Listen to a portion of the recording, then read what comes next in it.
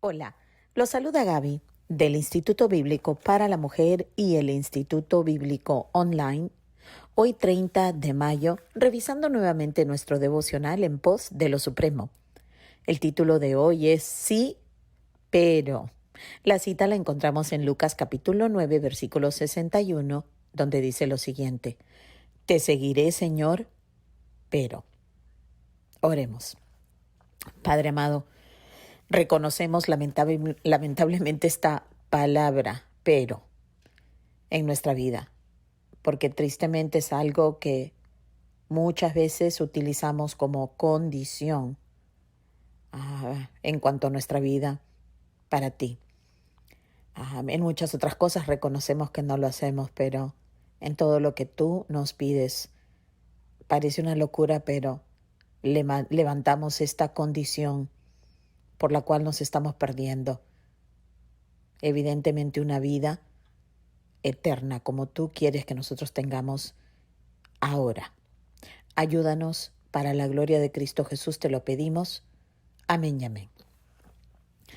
Bueno, el título nos dice tanto y la cita nos recuerda cuántas veces Jesús se encontró con personas a quien llamó, a quien invitó incluso para que lo siguieran, y las personas siempre tuvieron una excusa, siempre se justificaron para no seguir al Señor, al menos en ese momento. Por lo cual entendemos que las personas están desaprovechando, están menospreciando a quién, a la persona que los está llamando. Muchas personas se acercan a Jesús pretendiendo que en su propia voluntad y con sus propias fuerzas podrán seguir a Jesús, pero ahí también se equivocan, porque seguir a Jesús toma ser libres, y ser libres indica que hemos sido salvos. Entonces, vamos por este lugar, vamos por este camino, debo decir, con el devocional hoy. Dice lo siguiente: supongamos que Dios nos mandase hacer algo que significara un gran reto a nuestro sentido común, enfrentándose a Él, ¿verdad? O sea, que Él nos encontrara cara a cara y que nos diera un gran reto. Y nos pregunta el hermano, ¿qué haríamos? ¿Retroceder? Ahora Él nos va a ayudar a tratar de entender algo espiritual con un ejemplo físico. Dice aquí: si físicamente nos habituamos a un movimiento reflejo del cuerpo en respuesta a una situación concreta, repetiremos ese movimiento o esa reacción tantas veces como se produzca tal situación. Esto simplemente quiere decir que nosotros estamos habituados a reaccionar de la misma manera y nos acostumbramos por ejemplo, reacciones innatas y naturales que se vuelven un hábito. Y nunca podremos romper esa cadena o ese comportamiento hasta que realmente tomemos una decisión, y una decisión firme de la voluntad para poder romper con aquel hábito, ¿verdad? Pensemos en algo natural, en la vida natural, en la vida de la carne, ¿ok? Ahora, muchas veces nosotros no entendemos que el mundo espiritual también tiene sus reglas y sus principios totalmente establecidos. Así que este comportamiento que vemos en lo natural, que vemos en nuestra vida cotidiana, que queremos romper algún hábito malo y hasta que no tomemos la decisión no lo vamos a poder hacer, sucede lo mismo con lo espiritual, con nuestra vida real si somos creyentes. Sucede así que una y otra vez llegaremos delante de la persona, de Jesús, viendo lo que Él nos está pidiendo, lo que Él quiere, lo que es su voluntad, y nos sentiremos confrontados. Sin embargo, cada vez que echamos atrás en ese mismo momento, no podremos quebrantar ni romper el mal hábito hasta que tomemos la decisión de abandonarnos por completo a Dios en una entrega incondicional. Mientras nosotros pensemos que podemos entregarnos a Jesús con nuestras condiciones, con esta letra chiquita que encontramos en un contrato y pensamos que Dios va a conceder algo así, que Él va a aceptarnos con una entrega a medias, pues nosotros seguiremos dando vuelta a la misma montaña. Dice el hermano Oswald Chambers. Sin embargo, muchas veces cuando nos enfrentamos a estas situaciones que Dios nos permite como oportunidades para libertad, solemos decir sí, pero supongamos que obedezco a Dios en esta cuestión, en esta situación. ¿Qué pasará entonces con mi trabajo? ¿Qué pasará entonces con mi casa, con mi esposo, ¿verdad? Y comenzamos a sacar una lista de situaciones o circunstancias que nosotros pensamos que Dios pues debe entender. Él debe entender que yo necesito trabajar, entonces no puedo obedecer a Dios en lo que Él me está pidiendo porque tengo esto, tengo otro. ¿Y qué va a suceder? ¿Qué va a pasar si pongo realmente a Dios en primer lugar? O bien también podemos decir, obedeceré a Dios si lo que me pide no va contra mi sentido común, obvio, ¿no? Porque sería una locura. Pero no me pidáis que dé un paso a oscuras. Entonces todo esto es lo que le solemos decir a Dios cuando nos encontramos cara a cara con Él. Y tristemente volvemos a perder la oportunidad de abandonarnos por completo y vivir en esa vida plena, esa vida abundante que aprovechan y disfrutan aquellos quienes sí se han podido entregar por completo.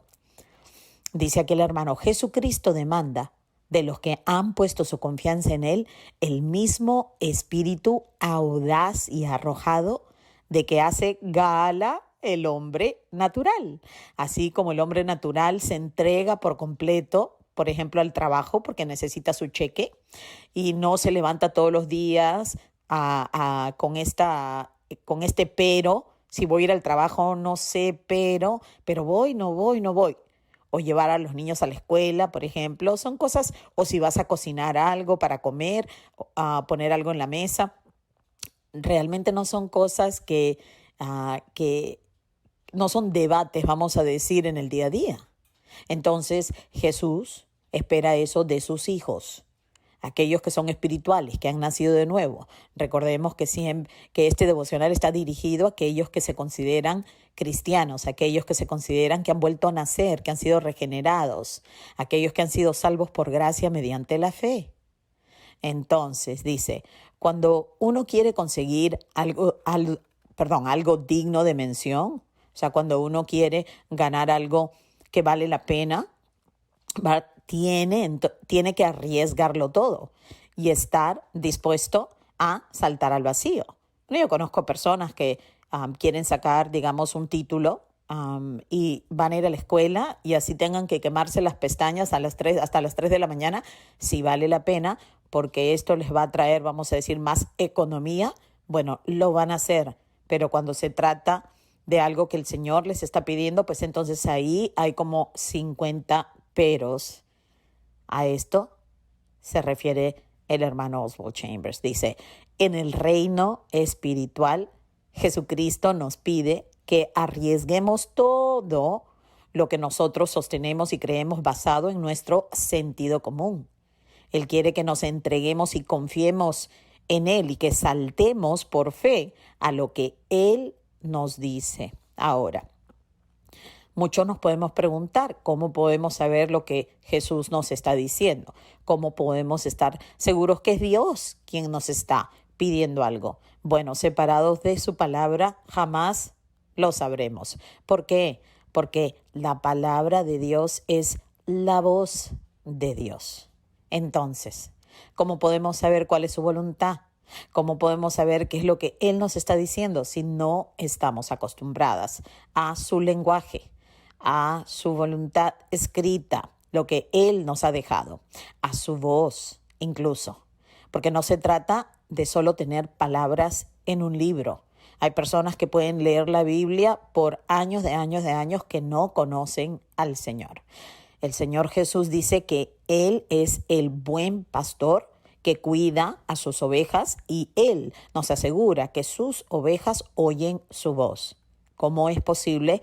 Porque conocen su vocabulario, porque conocen su historia, porque conocen cómo Él reina, conocen cómo es su reino. Es un reino de justicia, es un reino de paz, es un reino que requiere que los que han sido justificados vivan por fe. No es un reino para aquellos que están pidiendo evidencia física y que no van a firmar el contrato, vamos a decir, y van a poner 50 peros hasta que Dios les dé todo el plan por delante. Olvídense, el reino del Señor no es el reino de este mundo. Por eso que Pablo nos dice que aquellos que hemos recibido la misericordia de Dios debemos abandonar nuestra forma de pensar que va de acuerdo a este siglo, a este mundo temporal, este mundo que está sujeto a la muerte, que está sujeto a la condenación. No es el mundo, no es el reino que debe gobernar a los hijos de la luz, a los hijos de Dios. Entonces el hermano nos dice que cuando nosotros obedezcamos, descubriremos en el acto que lo que Jesús dice tiene tanta o más solidez, diría yo, que nuestro sentido común. Y nos arrepentiremos de haber perdido tanto tiempo, tanta oportunidad, tanta obediencia y bendición de estar tan cerca de Jesucristo como Él desea que nosotros estemos. Entonces ya en el párrafo final del devocional dice lo siguiente: a la luz del sentido común, las declaraciones de Jesucristo pueden parecer una locura. Oh, sí. Pero cuando las pones por obras, cuando las ensayas mediante la prueba de la fe, cuando realmente sales de la barca y tomas lo que Él dice con seriedad, dice que nuestros hallazgos llenarán nuestro espíritu con la realidad abrumadora de que son las mismas palabras del Dios viviente. Entonces nos anima el hermano con lo siguiente. Dice: confía plenamente en Dios y cuando Él te muestre una nueva oportunidad de aventura, es decir, de seguirlo y no dejarnos gobernar ni siquiera por nuestro sentido común, entonces cuando Él nos ofrezca esta aventura, nos dice Él: asegúrate de aprovecharla. En la crisis actuamos como paganos, tristemente. Solo 1 de cada 100,000 es suficiente osado para depositar su fe en el carácter de Dios. Yo le ruego a Dios que no me encuentre entre las personas que dicen: sí, Señor, pero. Porque si te pones a pensar, eso es una contradicción completa y una locura. El decir en la misma oración: sí, Señor, pero, no tiene ningún sentido. Bueno, veamos qué nos toca mañana. El título se llama o dice: pon a Dios en primer lugar. Bueno, como siempre, el hermano no desiste de decirnos lo mismo y lo mismo. Que aquellos que hemos recibido la salvación por gracia mediante la fe, debemos tener otro espíritu. Dios no nos ha salvado y librado para que tengamos espíritus que se acobardan, espíritus que viven bajo temor, sino más bien que seamos personas que realmente confían en Él para que otras personas vengan también a conocer que la gracia de Dios es poderosa y que Dios nos amó de tal manera que envió a su Hijo Cristo Jesús a morir en nuestro lugar, a resucitar pagando nuestra deuda y ascender a la diestra del Padre, desde donde nos dice ahora que debemos ir y hacer discípulos de todas las naciones. Así que esa es nuestra tarea. No podemos estar diciéndole al Señor, pero, pero bueno, que Dios te bendiga y hasta mañana.